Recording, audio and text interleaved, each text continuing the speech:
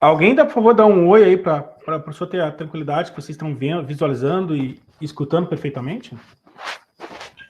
Estamos vendo, professor? Obrigadão. Então, vamos lá, pessoal. O professor vai dar a sequência aí, a revisão da prova. Tá? O professor, na nossa última aula, quando caiu a internet, tá? O professor parou exatamente aí na questão número 11.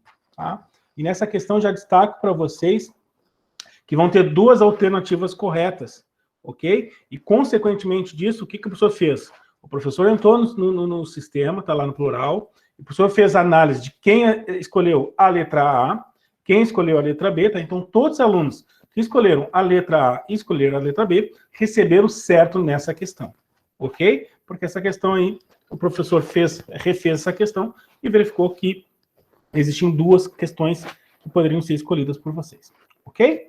Dito isso, tá? Ninguém saiu prejudicado com essa questão. Quem acertou, ganhou acerto.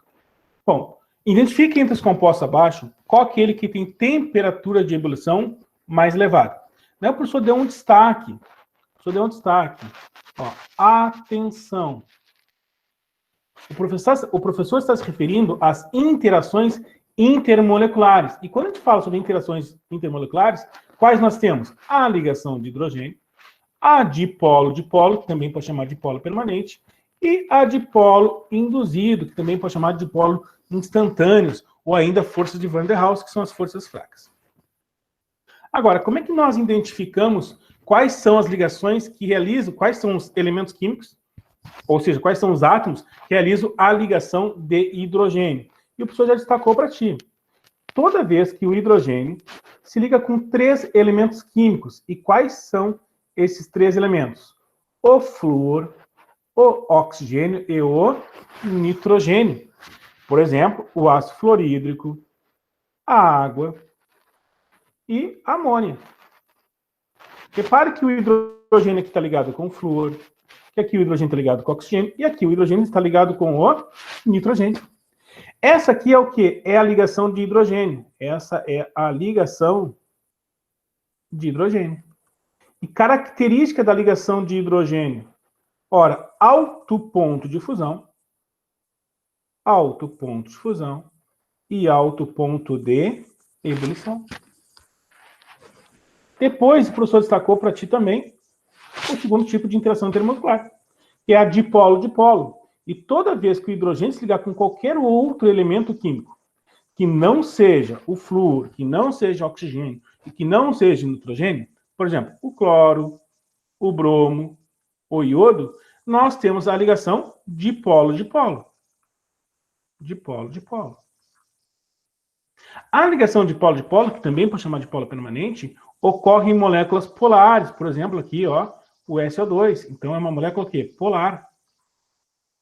Em termos de ponto de fusão e ponto de ebulição, é intermediário.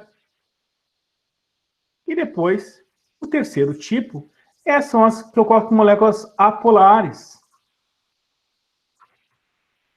Por exemplo, os gases nobres, o neônio, argônio, o nosso gás carbônico, o metano, tá?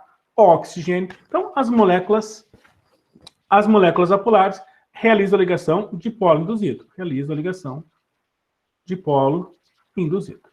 Bom, o que essa questão queria saber? Já apagar ali que está meio poluído. O que essa questão queria saber? Identifique entre os compostos abaixo qual aquele que tem a temperatura de ebulição mais elevada. Ó. Temperatura de ebulição mais elevadas. Então, quais são as duas possibilidades? Ora, a água. E o professor acabou botando aqui HF, tá? Que também é uma ligação de hidrogênio. Então, em termos de ponto de fusão e ponto de ebulição, é o quê? As duas têm alto ponto de fusão e ponto de ebulição. É claro que o segundo requisito para a gente identificar qual dessa substância que apresenta maior ponto de fusão e maior ponto de ebulição seria calcular a sua massa atômica. O hidrogênio é 1, o oxigênio é 16, tem 2 hidrogênio, que é 2 mais 16, 18. O hidrogênio é 1, o flúor é 19. 19 mais 1, 19 mais 1, 20. Então, ou seja, até seria o ácido fluorídrico que apresentaria ponto de fusão e ponto de ebulição mais elevado. Ok? Então, destaque para ti. Quais são as interações intermoleculares? Ligação de hidrogênio, dipolo, também pode chamar de dipolo permanente, e a dipolo induzido, que também pode chamar de dipolo instantâneo. A força de atração na ligação de hidrogênio é forte. A força de atração entre dipolo e dipolo é intermediário, e a força de atração ali entre os dipolos induzidos são forças fracas. Geralmente são gases, que é o gás carbônico, que é o gás hidrogênio, que é o metano, tá? Que são os gases nobres. Esse é dipolo induzido, dipolo instantâneo. Mas geralmente, tá? As questões sempre abordam, em sua maioria, a ligação de hidrogênio. E aí você tem que se ligar, né? Você tem que se ligar.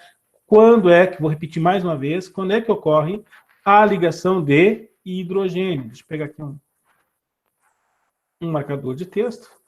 Ó, toda vez que o hidrogênio se ligar com flúor, com oxigênio e nitrogênio, que nós temos aqui, ó, a nossa água, o nosso ácido fluorídrico, nós temos a ligação de hidrogênio. Ok? Então, dando destaque, quem escolheu a letra A, quem escolheu a letra B, tá? Nessa questão aí, na prova, recebeu a questão correta. Vou pegar aqui o vermelhinho, para a gente seguir em frente. Bom, mais uma questão. Não sei se eu botei quadro. Não, tá, botei aqui. Cloreto de cálcio é um composto, só que na prova não vinha a tabela, tá, pessoal? Só botei aqui só para explicar para vocês. Cloreto de cálcio é um composto químico formado por cálcio e cloro.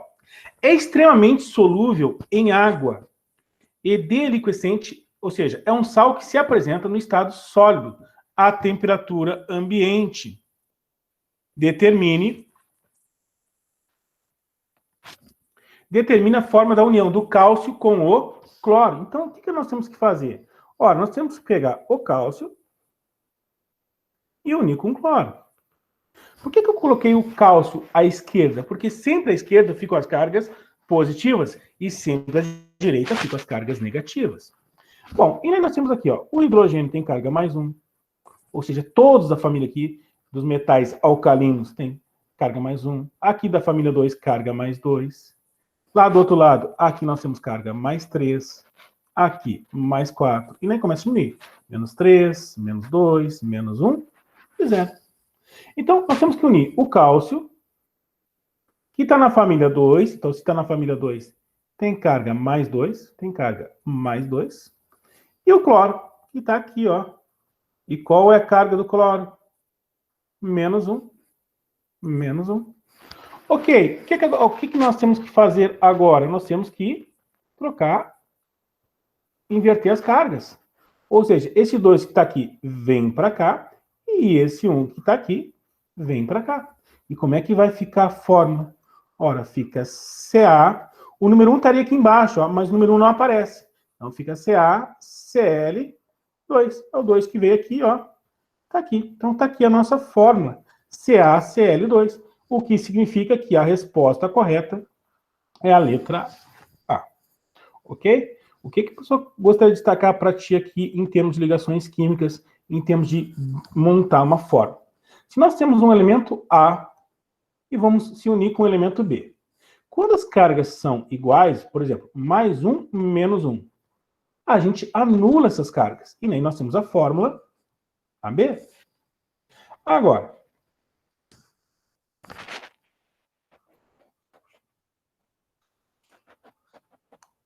se nós temos o elemento A e o elemento B, e nós temos carga mais 2, menos 2, é igual? É. Então, a gente anula. E nós temos a fórmula. Agora, se nós temos aqui mais 2 e aqui menos 3, repare que as cargas são o quê? São diferentes. Então, quando são diferentes, a gente cruza. Isso vem para cá e esse 3 vem para cá. Aí a fórmula vai ficar o quê? A3B2. É sempre assim que a gente monta a fórmula. E que ocorreu no caso do cálcio. O cálcio tem carga mais 2. O cloro tem carga menos 1. A gente cruza. Isso vem para cá, isso vai para lá. E vai ficar o quê? CaCl2. Tá, pessoal? Isso é muito importante aí, tá? Para a tua prova de amanhã. E para conhecimento químico, é claro, de determinação de fórmula. Vamos seguir em frente, vamos fazer a questão número 13. O que a questão número 13 da prova de vocês fala? O ferro é um elemento químico, símbolo Fe, de número atômico 26 e massa atômica 56 U, ou seja, 56 unidades de massa atômica. A temperatura ambiente, o ferro encontra-se no estado sólido. Sobre o ferro, escolha a alternativa correta.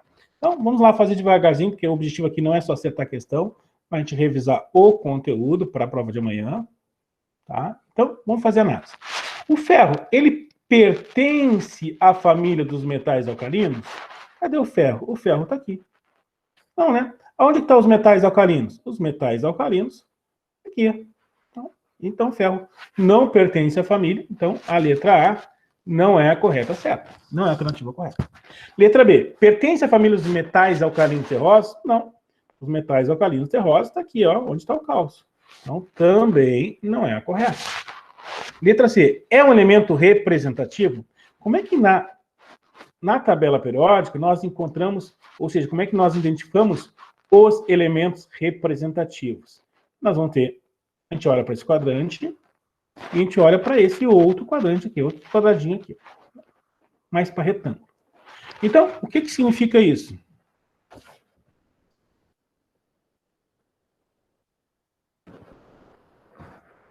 O que significa isso? Que esses são os elementos representativos. Aqui se localiza os elementos representativos. Aqui estão elementos representativos. E aqui no meio, os elementos de transição. Aqui são os transição externa, né, onde está o ferro, transição externa. E aqui onde está, por exemplo, o urânio, tá? São de transição interna. Por quê? Porque, na realidade, estão aqui dentro. Bom, então, C, o ferro é um elemento representativo? Não, né? Ele é um elemento de transição o quê? Externo. Letra D, tá aqui a resposta, ó. O ferro é um elemento de transição externa. Tudo bem? Então, já fizemos essa questão. Vamos para a próxima. Deixa o professor já apagar tudo aqui. E vamos seguir em frente para a questão número 14 aí da tua prova. Bom, as três forças intermoleculares conhecidas são dipolo induzido, tá? Geralmente assim, é dipolo induzido, tá? Dipolo permanente e ligação de hidrogênio. Entre elas, a ligação de hidrogênio é mais forte, ponto. Escolha a alternativa que representa a ligação de hidrogênio. Olha só como é comum esse tipo de questões. O professor acabou colocando duas questões de ligação de hidrogênio.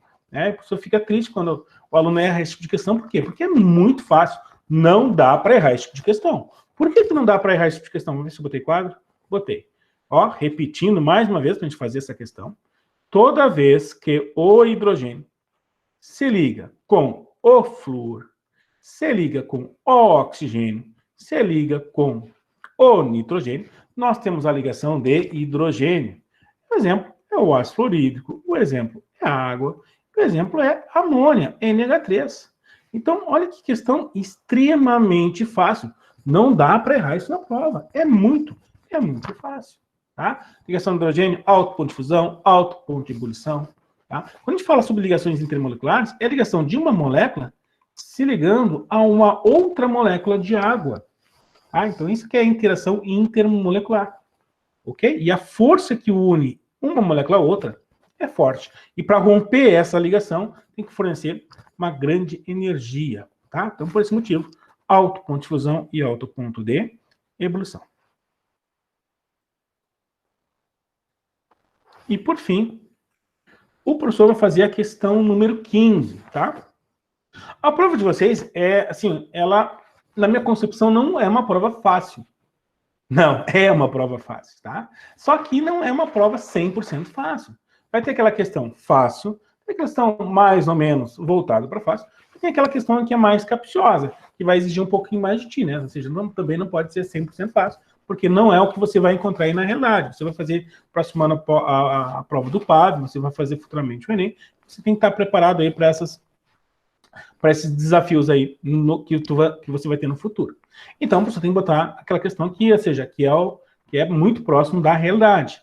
Então, de tal forma que essa é uma questão do PAV, né? Então, repare que como é que eles relacionam uma questão. Ó, eles pegam uma questão de conteúdo de distribuição eletrônica e relacionam isso com a tabela periódica, conhecimento sobre a tabela periódica.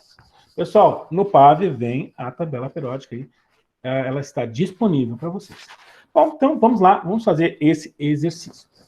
Em relação às configurações eletrônicas, no estado fundamental, nós temos elementos X, Y e Z. Então, aqui que está a história. Nós temos que saber quem é o X, quem é o Y e quem é o Z em termos de elemento químico. Ora, desde que esteja a distribuição correta, ao simples fato de a gente contar o número de elétrons, eu já sei que é o quê? O número atômico dessa criança. Então, olha só. 2, 4, 10, 11. Então, aqui tem 11 elétrons, significa que o número atômico aqui é 11.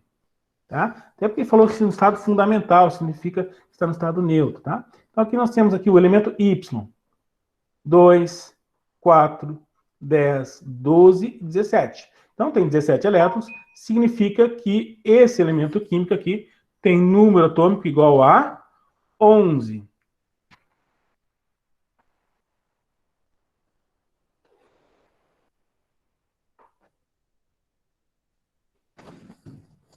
E a letra Z, nós temos aqui 2, 4, 10, 12, 18. Então, aqui o número atômico é igual a 18. Então, agora vamos identificar que elemento químico é esse.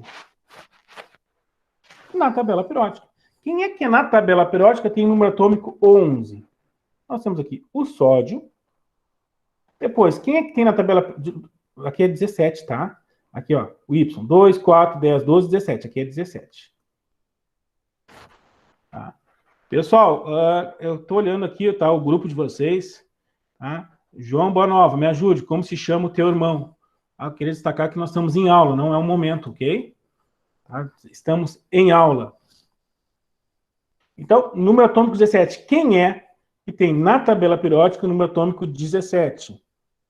Então, nós temos aqui o cloro. Nós temos o cloro, número atômico 17. E depois, quem tem número atômico 18? O argônio. Agora a gente vai poder fazer análise. O que nós podemos antecipar? Ora, o sódio está na família 1. Se ele está na família 1, ele é o quê? É um metal alcalino. O cloro está onde está o flúor, que é a família dos halogênios. E o argônio são os gases nobres. Então, já temos aí uma ideia de quem é cada um deles. Vamos voltar aqui. Deixa o professor apagar aqui, senão vai ficar difícil para a gente poder fazer a análise da questão. Então, vamos lá. 1. Será que esse item está correto ou errado? Pertence ao mesmo período da tabela periódica? Vamos ver. Vamos botar aqui a tabela. Então, nós temos que analisar o sódio, nós temos que analisar o cloro e nós temos que analisar o argônio. Então, vamos pegar aqui o marca-texto. Então, repare, pessoal, ó, que o sódio, ele está onde? Vou tentar fazer uma reta aqui, ó. Estão na mesma linha horizontal. Então, significa que se localizam no mesmo período da tabela periódica. Período, nível de energia, certo? Então, visto isto, o que a gente pode afirmar nesta questão? Deixa eu só apagar aqui. Então, o item 1, o que vai falar?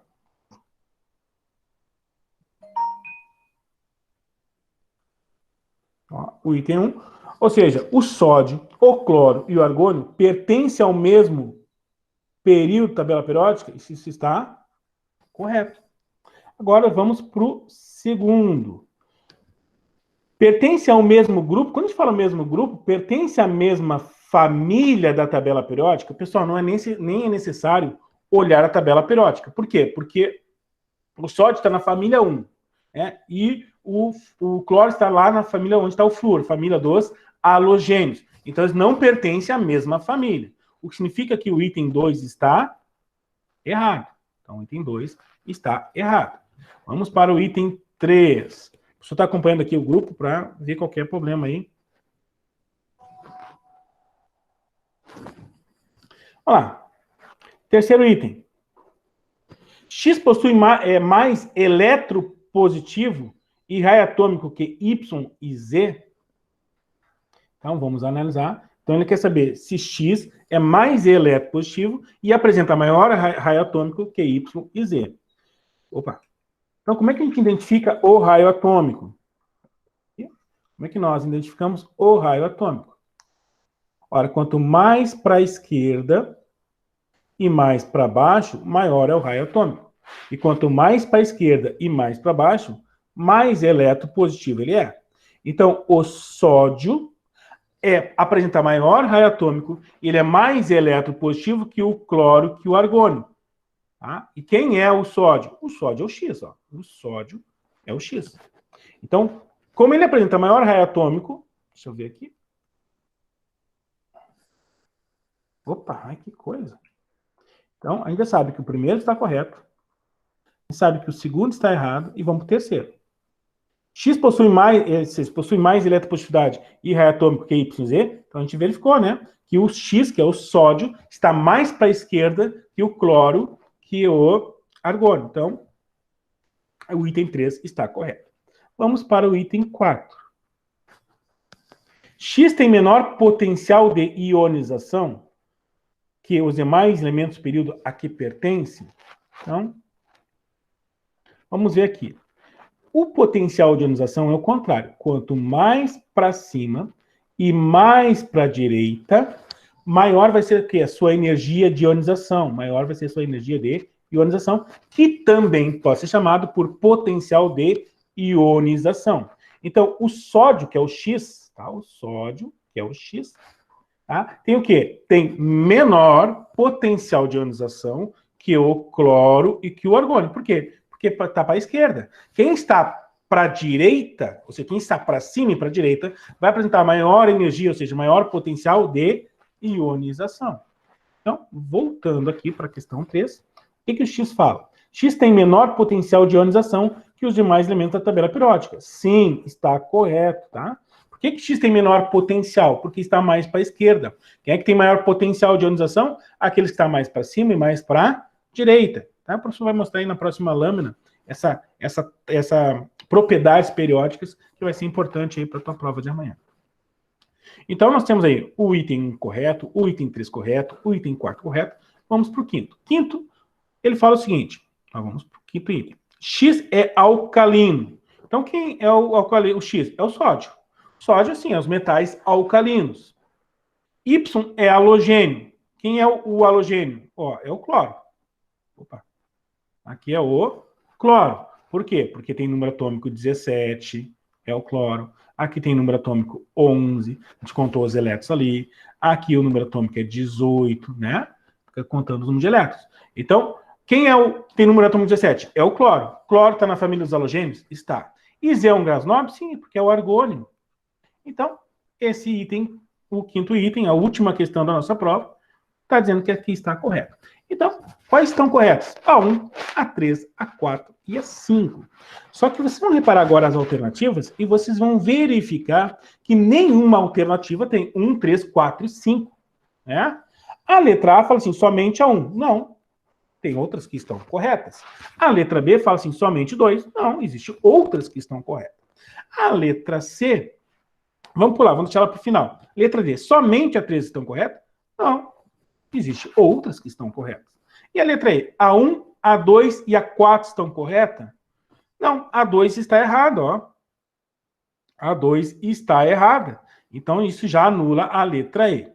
Agora, repare que a única alternativa correta é a letra C, que destaca que a 1, a 3 e a 5 estão corretas. Mesmo que não tenha aqui o item 4, que está correto, tá? A gente vai escolher aquela que está mais correta. E a única, na verdade, que está correta é a letra C, onde o item 1, 3 e 5 estão certos.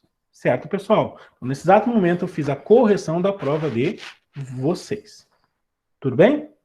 Feito isso, o professor agora vai aproveitar o tempinho que ele tem aí para falar sobre o conteúdo que é da tua prova, né? Deixa eu apagar esse material, porque isso depois fica salvo. Tá? Agora a gente vai, então, para onde? O professor vai falar um pouquinho sobre a tabela periódica. Você repare que vocês têm que ter um bom conhecimento sobre a tabela periódica.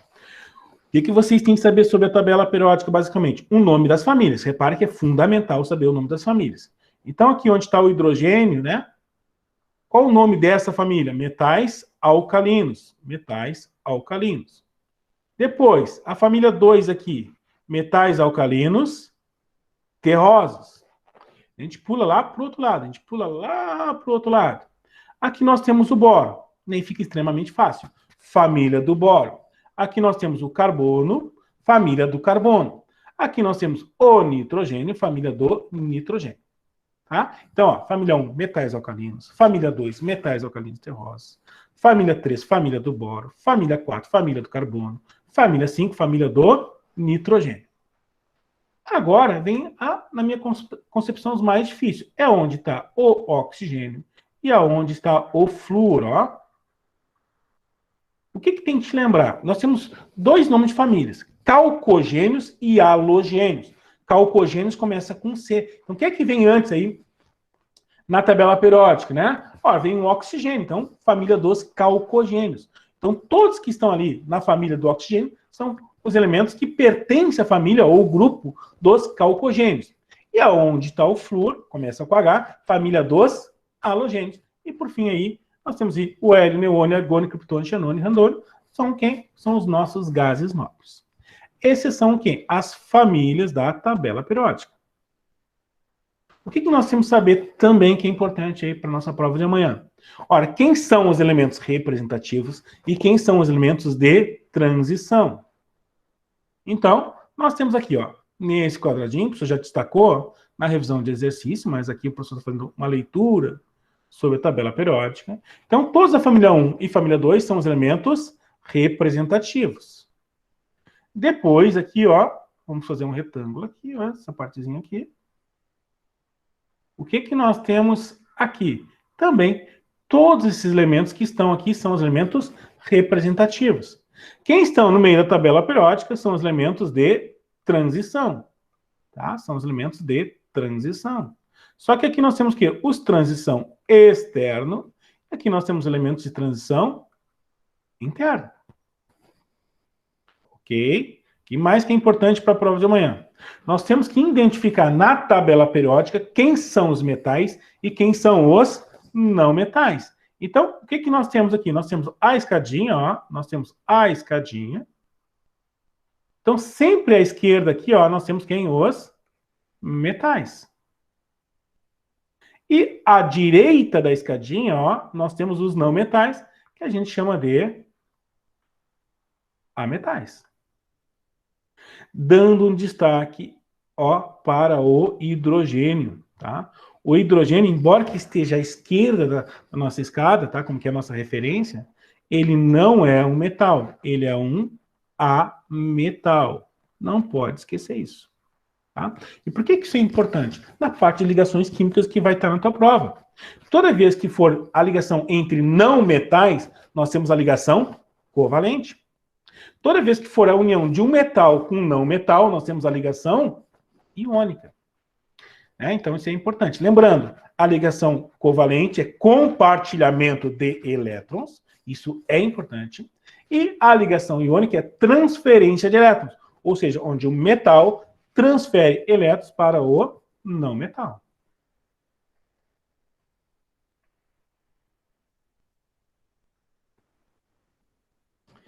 Bom, em termos de tabela periódica, vocês têm que saber qual o elemento químico que apresenta o quê? É mais eletropositivo. Qual é o elemento químico que apresenta maior raio atômico? Quem é que tem maior energia de ionização? Quem que apresenta mais eletroafinidade? Ok? O que é importante destacar? Toda vez que aparecer a palavra eletro, tá? Os gases nobres, eles não fazem parte. E a pergunta é sempre a mesma coisa. É sempre a mesma coisa. Ora,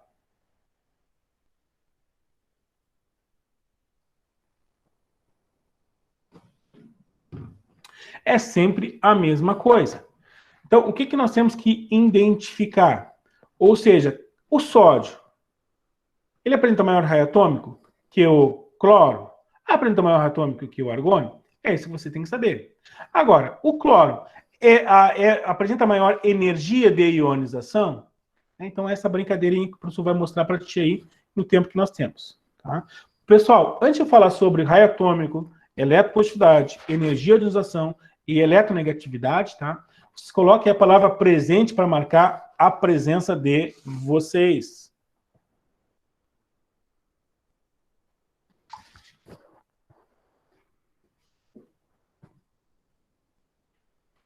30 segundos.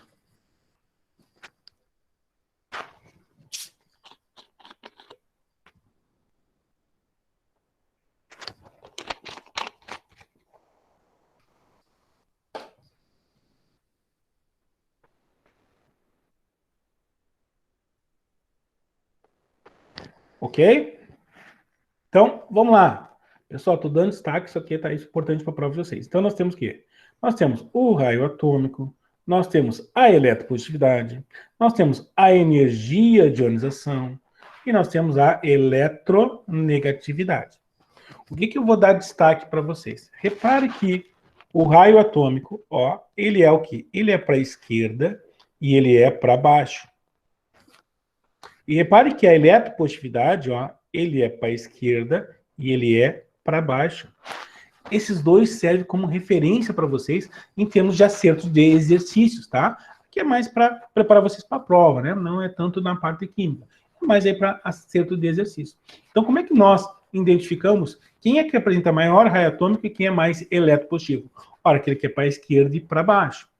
E toda vez que aparece a palavra eletro, ó, toda vez que aparece a palavra elétron, ó, o que o professor destacou aqui? Ó? Os gases nobres, eles não fazem parte.